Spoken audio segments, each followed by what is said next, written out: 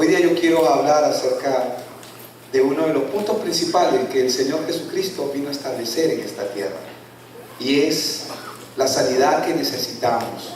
Todo lo que estamos aquí, en la medida en que vamos entrando y ahondando en la presencia, conociendo a Dios, vamos a comenzar a ver cuál es la sanidad que necesitamos ir recibiendo en el camino.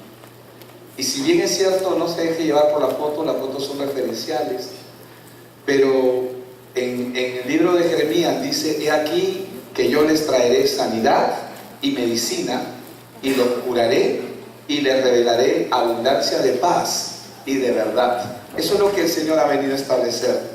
Él ha venido, como dice ahí, a traer sanidad y medicina. Y la sanidad no es solamente un asunto físico, porque la parte física es una de las áreas de nuestro ser. Somos seres tripartitos.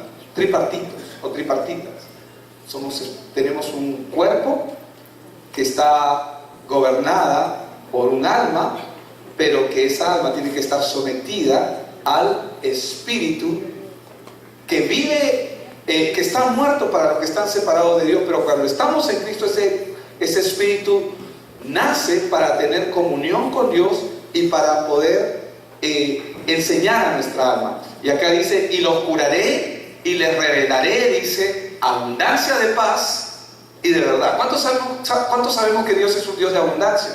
Él pudo crear una estrella, pero creó miles. Bueno, más que miles, millones, ¿verdad? La cosa más importante que el ser humano siempre tiene que comprender en esta vida, número uno, es que Él vino con un plan a este mundo. Y la entrada de nuestro Señor Jesucristo a esta tierra es un rescate. Yo quiero que usted mire la tierra como si fuese un reino. Un reino. Mire la tierra como un reino. Inicialmente Dios creó la tierra como un reino, que se la dio a Adán. Adán era el Señor a quien Dios se encargó, y cuando hablo como Señor me refiero a que le dio la autoridad, el dominio, el poder, y para someter toda la tierra. Y Él estaba encargado como un mayordomo. Pero quiero que observe usted la tierra y que la vea como un reino, como lo que es. Pero después de la caída, sabemos que Adán quedó muerto espiritualmente, es decir, separado de Dios. Entonces ese reino quedó bajo la potestad de otro ser espiritual, uno que se había rebelado antes contra Dios, que se llama Diablo y Satanás. Y desde que Adán cayó en pecado, cayó de la gracia de Dios, cayó de estar en el reino de los cielos y se sometió a un reino diferente. Cada persona que nace en este mundo nace con tres problemas fundamentales. Y estos problemas, el primer problema principal es que está separado de Dios. Ese es su problema. Y Génesis 3, del 1 al 6, nos explica cómo el hombre cayó. Cómo el hombre cayó de estar unido a Dios a estar separado. Y el hombre nace, cada persona que nace en este mundo, nace separado de Dios, vive bajo maldición. ¿Qué significa que vive bajo maldición? No significa que alguien venga y lo maldiga. El hombre, la maldición del hombre ya radica en que está separado de Dios. No importa si le va bien económicamente, la maldición del hombre es estar separado de Dios. Por eso es que la Biblia expresa que hay caminos que a los ojos de los hombres parecen buenos, pero su final son caminos de muerte. Entonces, ¿qué significa eso? Que no importa el camino que el hombre tome, como está separado de Dios, su final siempre va a ser camino de muerte. Y esa es una de las maldiciones, esa es una maldición en el hombre, que Dios vino a restablecer, que Cristo vino a restablecer. El otro problema fundamental que el hombre tiene cuando nace es que está atrapado por el pecado, está atrapado por una naturaleza que no puede controlar. ¿Eso qué significa? Que es esclavo de su naturaleza. Pero como cuando fuimos creados en el inicio, fuimos creados conforme al plan de Dios, la imagen de Dios quedó en nosotros, pero al al caer de la gracia, nosotros siempre tenemos la sensación en nuestro ser, en nuestra humanidad, siempre tenemos esa sensación de que podemos ser buenos o que podemos superar muchas cosas. Pero lo cierto es que el hombre es esclavo del pecado y está atrapado. Es cuestión de tiempo para que comience a experimentar cómo sus deseos o cómo sus diferentes caminos que toma, no importa dónde nazca, no importa la región, el país, lo van a terminar dominando. Y la tercera condición con la que el hombre nace, cuando nace en este mundo, es que vive de una manera continua oprimido por Satanás. No estoy hablando de una posesión diabólica, que también hay casos que se dan, como el caso del Gadareno que Jesús libertó, pero estoy hablando de que una persona que vive oprimida por los pensamientos, oprimida por las cosas que pueden haber en su mente, derrota, enfermedad, destrucción, y estas cosas también, rechazo, heridas, amargura, odio, rencor, depresión, muchas cosas que dominan al hombre, porque hay una opresión continua sobre el hombre. Una de las cosas que el Señor Jesús vino a establecer cuando Él vino a exhibir a nuestro enemigo, al enemigo del hombre. No solamente vino a exhibir su verdad, porque Él dijo, Él vino para dar testimonio de la verdad. Pero Él no solamente vino a dar testimonio de la verdad, sino a través de ver la verdad podemos identificar la mentira. Solamente conociendo la verdad podemos identificar la mentira. Un ejemplo que siempre nosotros damos es, la única manera de conocer los billetes falsos es conociendo los verdaderos. Si no conocemos los verdaderos, no podemos conocer lo que es falso. Entonces, todas las personas del mundo que nacen y viven sin Dios, viven en una oscuridad que simplemente va a ir aumentando poco a poco hasta que le llegue la muerte. Y esto es algo real, auténtico, es una verdad absoluta que está establecida. Y para poner un ejemplo acerca de ello, uso otra analogía cuando vemos un frutero con muchas manzanas. Y si bien es cierto, hemos aprendido de alguna manera que una fruta podrida, una manzana podrida pudre a las demás. Y es cierto, acelera el proceso de descomposición en las otras cuando tú pones una manzana podrida al lado de una que está sana. Pero si tú dejas las manzanas sanas y no las tocas, igual se van a descomponer, igual van a terminar pudriéndose. Entonces, ¿qué cosa es lo que nos revela esto? Nos revela unas verdades espirituales que nosotros tenemos que manejar, que nosotros tenemos que aprender a trabajar con ellas. ¿Para qué? Para no ser engañados. Diga conmigo, para no ser engañados. Hermanos, la mentira puede estar tan metida en nuestra cabeza que nacemos en un sistema de mentiras, que cuando la verdad comienza a llegar y comienza a alumbrar nuestro entendimiento, confluctuamos. Inmediatamente comienza a chocar con nosotros. Choca con lo que hemos aprendido por años, con lo que nos han dicho por años. Voy a poner un ejemplo sencillo, y justamente en una reunión pequeña que tuve temprano, se lo compartí a alguien. Y es como en el caso del elefante, que muchos han escuchado del elefante. El elefante nació y se crió dentro de un sistema donde le pusieron una cuerda, y esa cuerda se encargó de poner en su mente, en su cabeza, en su sistema de creencias, de que él no va a poder. Obviamente él intentó. El elefante, antes de zafarse de la cuerda que lo ata a la estaca, ha intentado muchas veces, pero tanto han sido los intentos que ha hecho y ha fracasado, que ya cuando está viejo, ni siquiera lo intenta. ¿Por qué? Porque ¿qué cosa es lo que hay en su mente? ¿Qué cosa es lo que hay en su sistema de valores? ¿Qué cosa es lo que hay en lo que a él le han enseñado? La mentira de que él no puede. Entonces, así como eso, hay muchas cosas en que el mundo ha trabajado sobre nuestras vidas para que nosotros creamos muchas cosas que no son verdad. Por eso era necesaria la venida de nuestro Señor Jesucristo para revelar que este mundo no es la verdad y que todo es apariencia. Y como lo dijo el libro de Eclesiastés, todo es vanidad y todo es una ilusión. Entonces, el problema del hombre es que desconoce su condición. Por lo tanto, no conoce el verdadero origen de su problema, pero en la iglesia, ¿para qué Dios estableció su iglesia?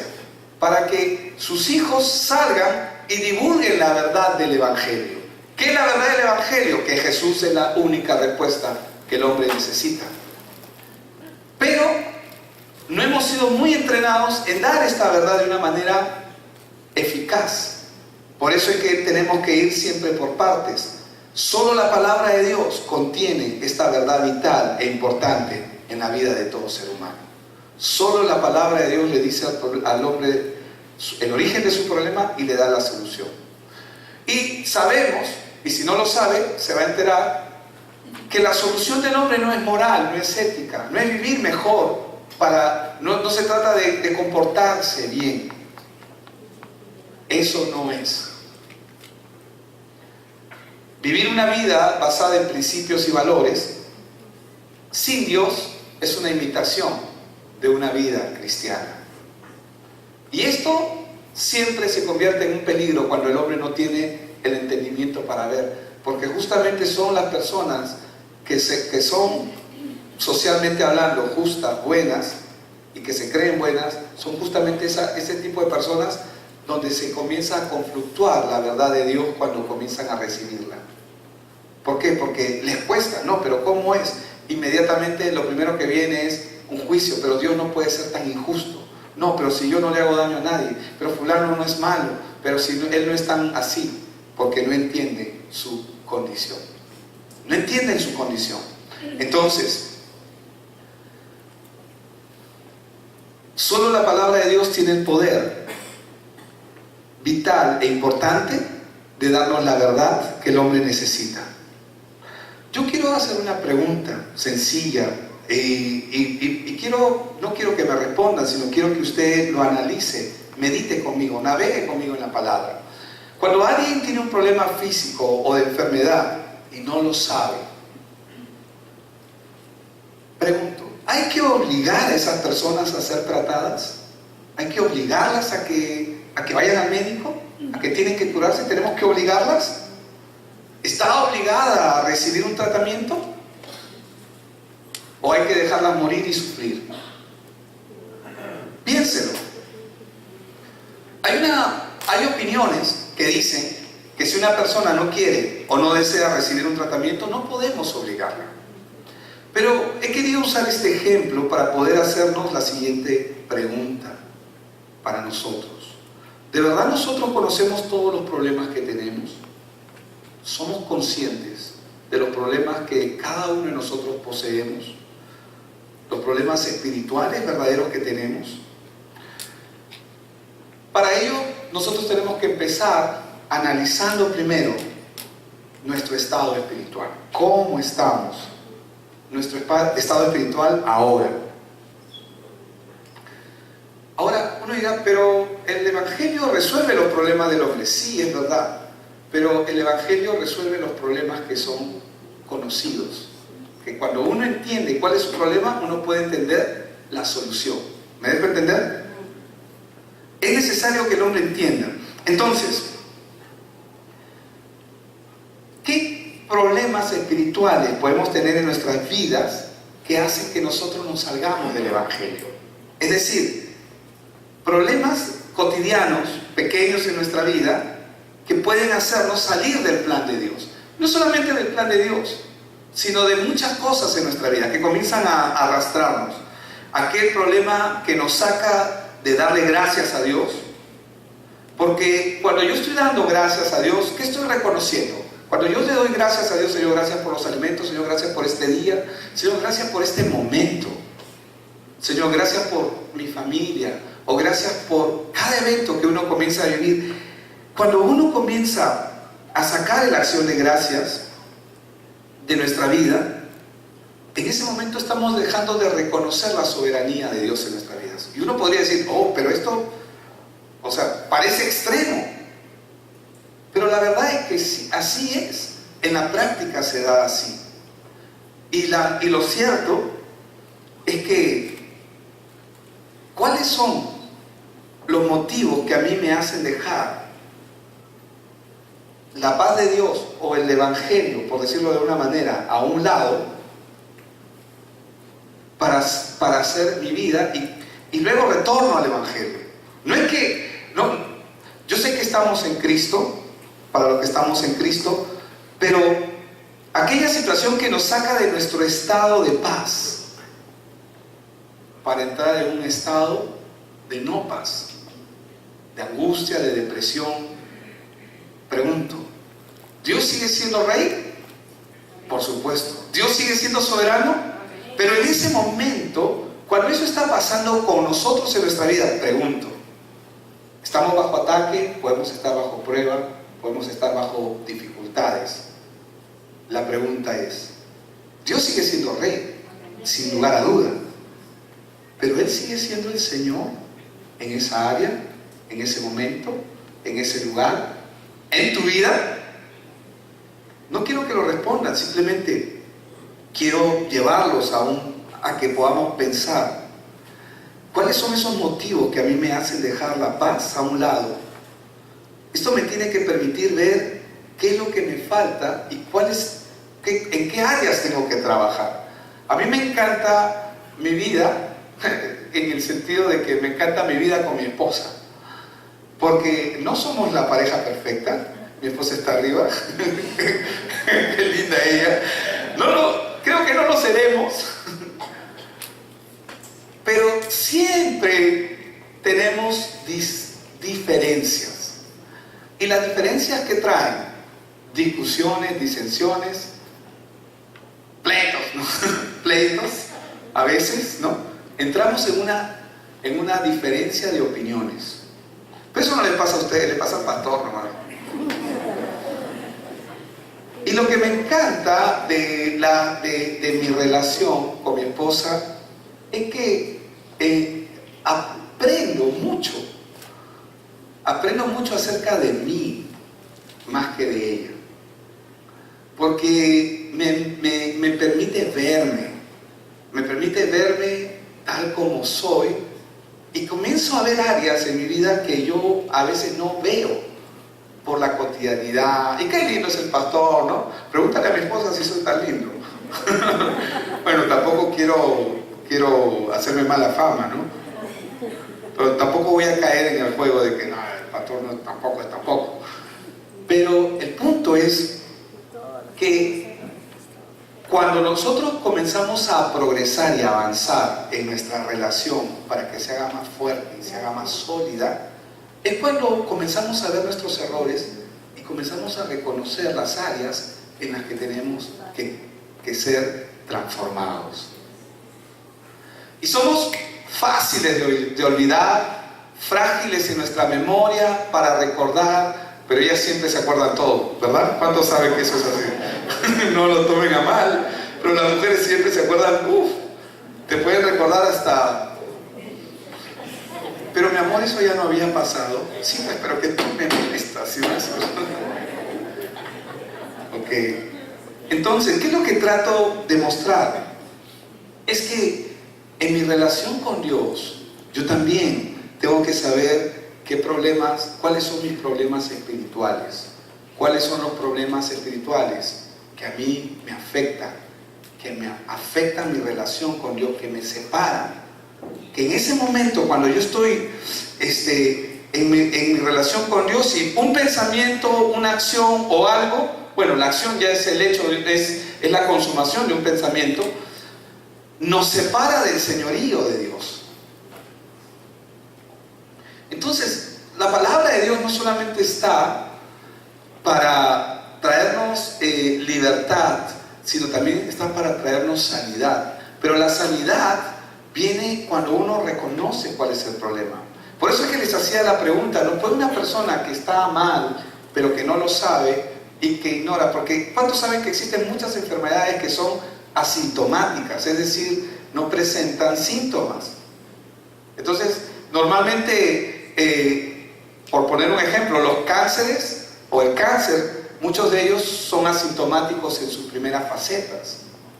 Me dejo entender. Pero eso no significa de que no exista un mal.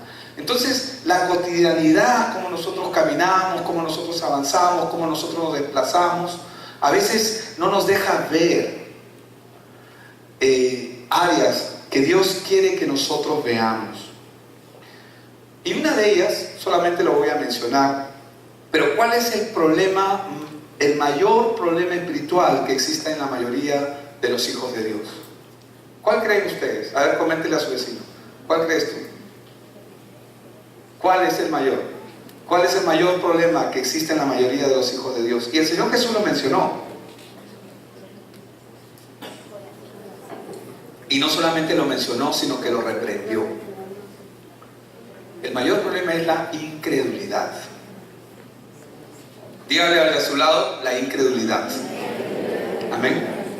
Pero eso es externo, o sea, eso es en nuestra relación con Dios. Ahora, usted dirá, ¿por qué la incredulidad? Porque mientras que la fe me acerca a Dios, me hace uno con Él, la incredulidad lo que hace es separarme de Dios. Pero la incredulidad, ¿dónde está la incredulidad? La incredulidad está plagada en nuestros actos cotidianos, pequeños, chiquitos, decisiones que nosotros comenzamos a tomar basados en nuestra propia opinión, en nuestro propio criterio, en nuestra propia justicia, en nuestra forma propia de enfocar la vida.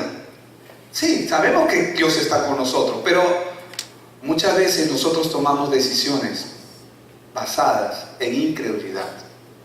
Entonces, 1 Pedro capítulo 5, el verso 8 y 9 nos enseña: sed sobrios y velad, dice, porque vuestro adversario el diablo, como león rugiente, anda alrededor buscando a quien devorar.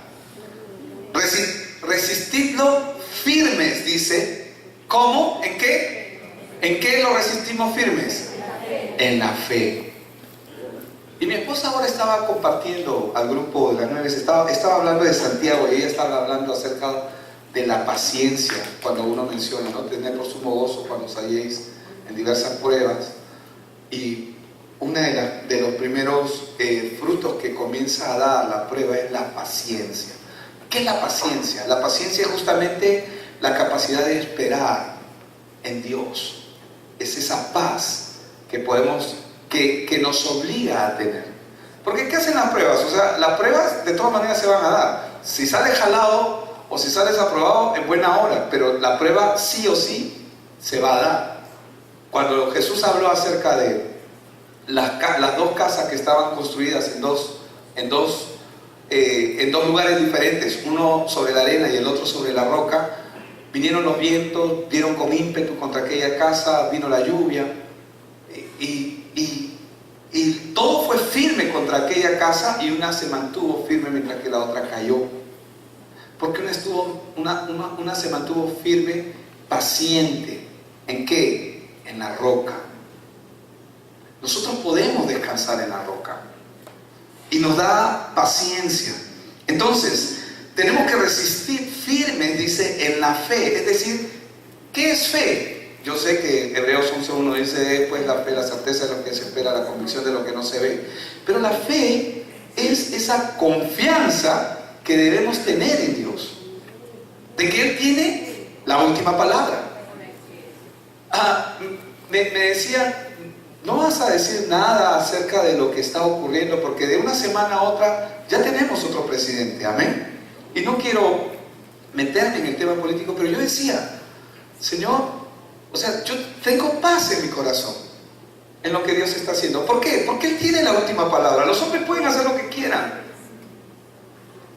Dios tiene la última palabra. Lo único que les decía a un grupo porque yo soy parte del WhatsApp de un grupo de de hermanos, de gente que está metida en el gobierno y están en algunas posiciones, y también pastores, ministros están ahí. Y yo les decía tranquilos, o sea, ponía un post hablando del verdadero problema y enfocando que Dios tiene la última palabra, pero lo que sí les decía es tiempo, o sea, la iglesia tiene que estar preparada. La iglesia tiene que estar preparada. ¿Para qué tiene que estar preparada? Conectada con el plan de Dios. Y les decía, María estaba conectada con el plan de Dios, pero ella no sabía que Dios la iba a escoger a ella, pero ella estaba preparada. Amén. Elizabeth estaba preparada. Ella no sabía que Dios la iba a escoger. Probablemente hubieron muchas mujeres que al igual que ellas estuvieron entendidas en los tiempos y en las cosas que iban a ocurrir, pero ellas estaban listas. ¿Me dejo entender? La iglesia tiene que estar preparada. Tenemos que estar listos. Dios nos ha llamado, amén. Ok, entonces, sabiendo que los mismos padecimientos se van cumpliendo en todos vuestros hermanos, en todo el mundo, entonces, no hay otra cosa que podamos hacer y no hay otra cosa que debamos hacer. Tenemos que ser pacientes, tenemos que caminar en fe. ¿Por qué? Porque la Biblia dice que el justo por su fe vivirá. Pero tenemos que ser pacientes, y dejar que Dios obre, porque Él va a obrar. Ahora, no importa la cantidad de leones que rujan, no importa. Para mí, desde mi ángulo, Dios está sacando todo lo que hay que botar. Ya saben a dónde. Está sacando, está limpiando la casa. Es un buen tiempo para el país. Es un buen tiempo para el Perú. Es un buen tiempo para Latinoamérica. Porque donde abunda el pecado, sobreabunda la gracia. Es un principio que se va a dar sí o sí. Entonces, iglesia, nosotros como iglesia, ¿cuál es nuestra responsabilidad? ¿Cuál es nuestro llamado? ¿Qué nos corresponde a nosotros? Estar siempre listos, siempre preparados. Amén. Sí, no ignoramos las maquinaciones del enemigo, pero contamos con la soberanía de Dios. Y eso es más que suficiente. No importa la cantidad de leones que puedan venirse alrededor, yo siempre saldré salvo como Daniel. Si Dios quiere, y si no, estaré con Él. Amén. Pero en este caso, Dios quiso salvar a Daniel y quiso hacerlo dormir en pieles de león. Qué rico. Eso debe haber sido, bueno, yo me imagino que cuando él estaba ahí no debe haber sido tan rico, pero ocurrió así. Y así se dio. ¿Por qué? Porque él era un hombre que confiaba en la plenitud, en la soberanía, en el plan de Dios sobre su vida. Entonces, ¿qué cosa es entonces, pastor, lo que nos lleva a tener problemas espirituales? Esas cosas que podríamos llamar taras, que podríamos llamar esas cosas que nos hacen ineficaces en las cosas que Dios nos ha llamado a hacer. Bueno, una de ellas es las motivaciones incorrectas. Todos los que estamos acá, sin duda tenemos motivaciones. Tenemos planes, cosas que queremos hacer, pero las motivaciones incorrectas nos llevan a tener preocupaciones. ¿Por qué? ¿Por qué es una motivación correcta? Porque es una incorrecta, perdón. Porque es una motivación que no nació de Dios. Y todo lo que no nace de Dios se convierte en un estorbo. ¿Me están escuchando, verdad? Amén. Entonces, lo que no nace de Dios se convierte en un estorbo en nuestra vida. Y nosotros podemos estar muy animados haciendo cosas que Dios no nos ha llamado a hacer. Y saben que la verdad es que estamos perdiendo el tiempo cuando estamos haciendo eso. Por eso es que Dios nos llama a tener una intimidad. Entonces, motivaciones incorrectas nos lleva a tener preocupaciones, nos lleva a tener temores, nos lleva a tener incredulidad. Es decir, no creerle a Dios. Pero Señor, yo oré para que tú puedas hacerme este milagro. ¿Por qué? Si yo oré, si yo te pedí, ¿quién soy yo para decirle a Dios lo que Él tiene que hacer? ¿Y por qué Dios tiene que cumplir mi voluntad como si fuera la de Él? ¿Acaso Él no me ha dicho, que mis pensamientos, cuando Él habla, ¿no? Es Dios diciendo, porque tus pensamientos no son mis pensamientos, ni tus caminos, mis caminos. Entonces, la Biblia dice, este es un verso corto, Efesios 4:27, dice que no debemos de dar lugar al diablo. Y tenemos que cuidar las decisiones que tomamos, las motivaciones que mueven nuestra vida. A veces tenemos cosas pequeñas que parecen que no son importantes, que parecen que no son relevantes, pero a veces esas pequeñas cosas terminan destruyéndonos. Por eso dice, en Efesios 4:27 dice, ni deis lugar al diablo. ¿Por qué? Porque tenemos que convertirnos en cazadores de nuestras propias zorras. ¿Qué zorras? Aquellas zorras que destruyen los grandes viñedos. Es interesante porque cuando tú ves la analogía y comienzas a ver en el contexto, una zorra grande no necesita, puede comer el fruto de la viña sin ningún problema. Pero las pequeñas zorras, justamente por el tamaño que tienen, como son pequeñas, para poder comer el fruto, no solo logran coger el fruto, pero para coger el fruto malogran la rama, malogran el tallo, destruyendo la planta, destruyen todo. Por eso es que hemos escuchado que dice que las pequeñas zorras destruyen los grandes viñedos. Entonces, parecen no relevantes, muchos no se dan cuenta de esas pequeñas zorras en sus vidas, en su vida espiritual sobre todo, que hace que vivan de una manera engañados en su vida espiritual, material y emocional. Y creemos que ya porque cumplimos con venir el domingo, cumplimos con alabar. No, hermanos, Dios no solamente te ha llamado a venir al servicio, a alabar a Dios, Dios te ha llamado a tener una vida en Dios. Amén. Los domingos, en Every Nation nosotros creemos que los domingos son cultos de celebración. O sea, venimos acá, cuán precioso su nombre es, a declarar su nombre, amén, a alabarlo, a exaltarle, porque ese es un culto de celebración. Pero el entrenamiento es continuo, el entrenamiento es día a día. Entonces, estas pequeñas zorras que a veces están en nuestra vida, están listas para comerse el fruto que Dios quiere producir en nosotros. En el adagio popular dice, con una mano lo haces y con la otra la deshaces. Ahora, nuestra vida crece todos los días y va dando fruto, pero esas zorras pequeñas siempre van a estar al acecho para comerse los frutos. Si tú las dejas entrar, no solamente se van a llevar el fruto, sino que pueden destruir lo que estás construyendo en Dios. Amén. Y a veces esas zorras también pueden ser pensamientos. Yo ponía un ejemplo, ¿no? Por ejemplo, cuando estás con una persona X, no vamos a poner nombre, pero es como una zorra, una zona en blanco en tu vida. O sea, estás con una persona X y tú estás con todo el fuego, sales de la iglesia, ¿no? ¿Qué tal estuvo el día de servicio? Espectacular. ¿Y de qué predicó el pastor? No me acuerdo, pero estuvo chévere, ¿no? Pero eso no pasa acá, amén. Porque ustedes toman nota, amén. Y están anotando todo y van a volver a estudiarlo, aparte de sus devocionales que hacen. Pero cuando estás con una persona X, es como cuando una persona estamos en la iglesia, estoy en modo iglesia.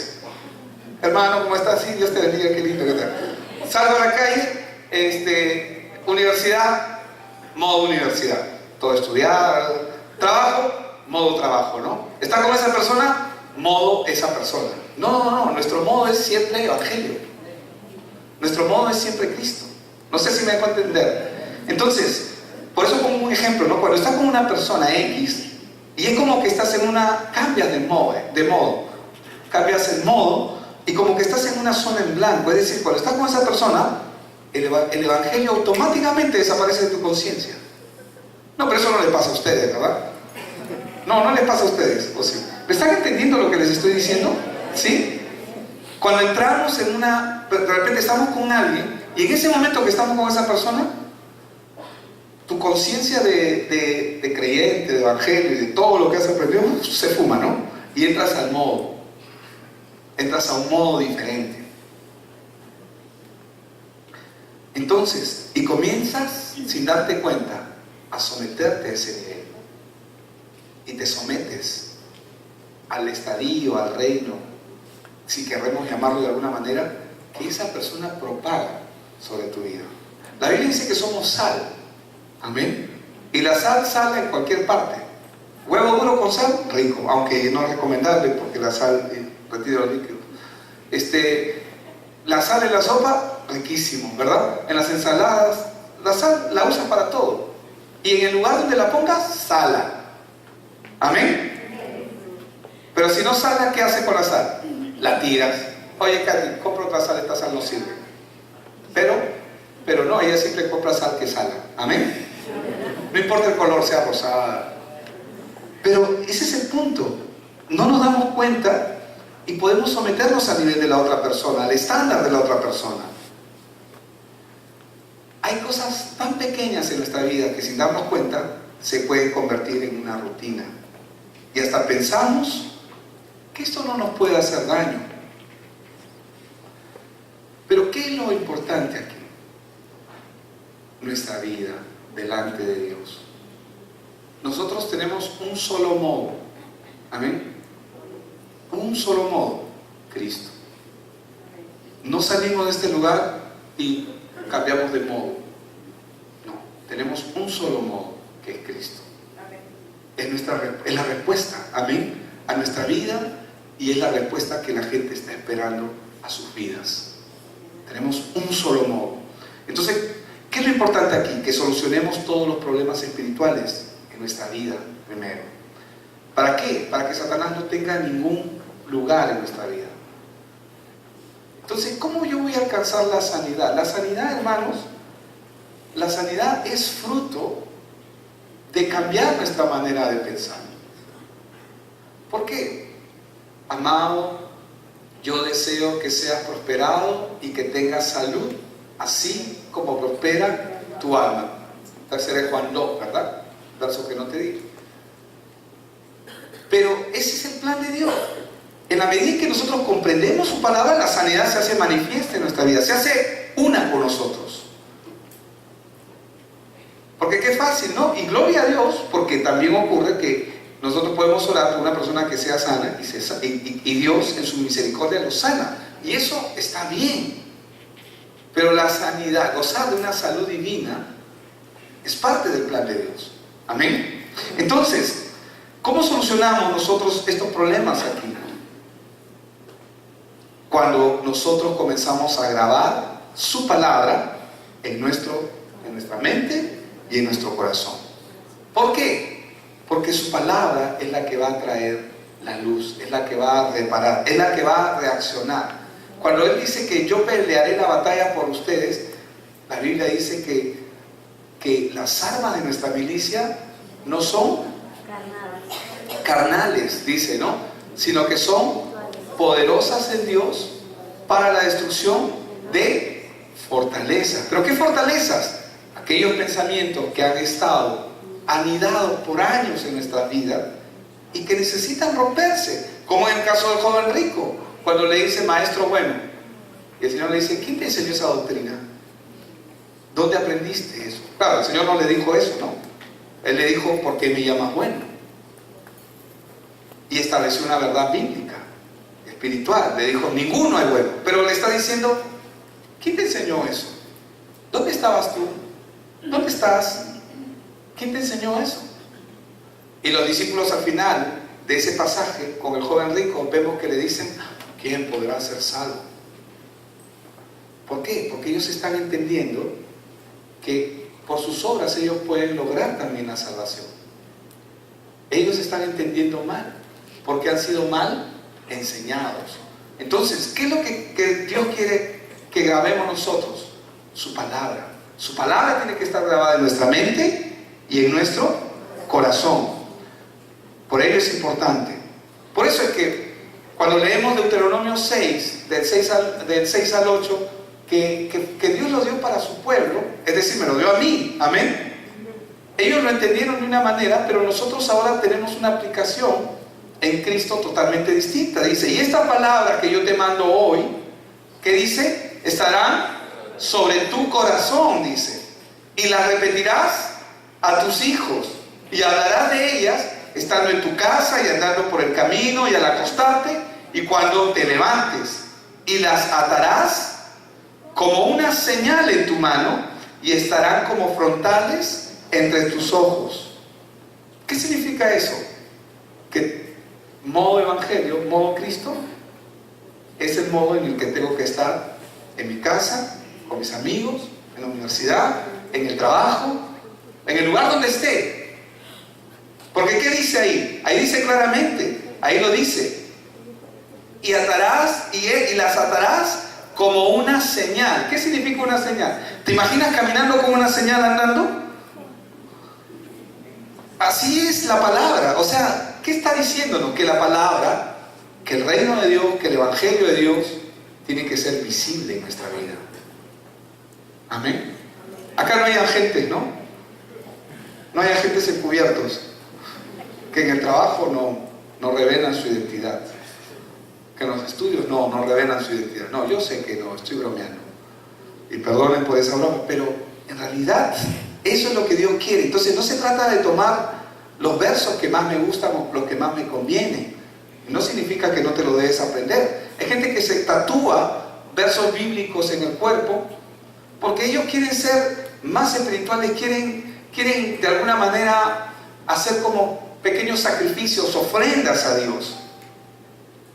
Pero hermanos, lo que Dios está diciendo es que lo que a Dios le agrada, que tú estés en modo evangelio todo el tiempo. Por eso dice, y las atarás como una señal en tu mano, y estarán en tus frontales y entre tus ojos. ¿Por qué?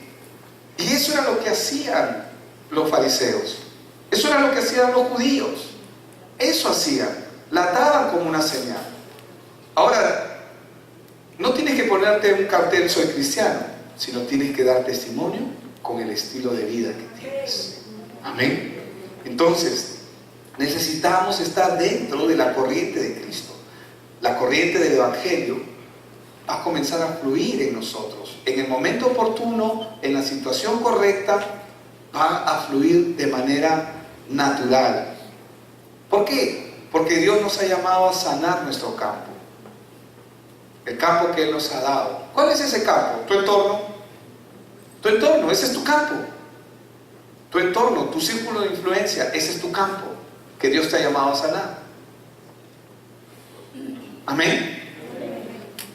Hermanos, es un privilegio cuando la gente pasa acá y dice, Señor, yo quiero recibir a Cristo. Gloria a Dios.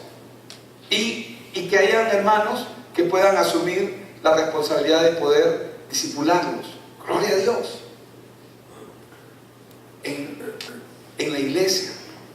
Pero Dios nos ha llamado a ser discípulos en nuestro entorno, en nuestro campo, en el lugar donde estamos. Amén. En el círculo de influencia que tenemos. Ese es el campo que nos ha dado Dios. Sea grande, sea pequeño, sea una persona, sea 1000 personas. Ese es nuestro entorno. ¿Y qué hace esto? Que aprenda a vivir de una manera importante, sabiendo que cada día tengo la oportunidad de vivir conforme al Evangelio y dejar que Dios haga su obra a través de mi vida. ¿Acaso Dios no quiere obrar cada día? O Él dice, por si acaso contigo, el jueves voy a orar contigo. Entonces, el resto de días estás de vacaciones. No, la Biblia dice que nuevas y frescas son sus misericordias cada día. ¿Qué significa eso? Que Él quiere orar contigo cada día. Entonces, ¿en qué modo estamos? ¿En qué modo nos ponemos? No te estoy diciendo que le robes horas a tu trabajo, porque si te han contratado para trabajar, tienes que trabajar, pero trabajando puedes dar testimonio. No, pastor, yo estoy haciendo la obra, ¿no? Y te quedas 2 horas conversando con una persona. No estoy diciendo busca los momentos apropiados, porque puede ser de mal testimonio. Amén. Estos cristianos no chambean, todos son unos vagos. Eso no es cierto. Amén. Entonces, es lo que Dios nos ha llamado, Él nos ha llamado y nos ha dado la oportunidad de vivir conforme a su evangelio cada día. Cada día. Amén. Entonces, cuando alguien tiene un problema físico de enfermedad y no lo sabe, es verdad, no podemos obligar a esa persona a que sea tratada, pero la experiencia del dolor, del sufrimiento, la consecuencia de esa enfermedad va a hacer que pida ayuda. Tenemos que ser intencionales con la gente, intencionales, porque más allá de lo que nosotros podemos hacer, es lo que Dios va a hacer sobre sus vidas. Y puede sonar mal lo que voy a decir, pero no confiando en nosotros mismos, sino confiando en lo que Él va a hacer. Dios ha venido a libertar a la gente. Y el propósito que Él tiene es que estas personas vivan y experimenten y conozcan quién es Él. Amén. ¿Cuánto lo vamos a hacer? Vamos a orar. Padre,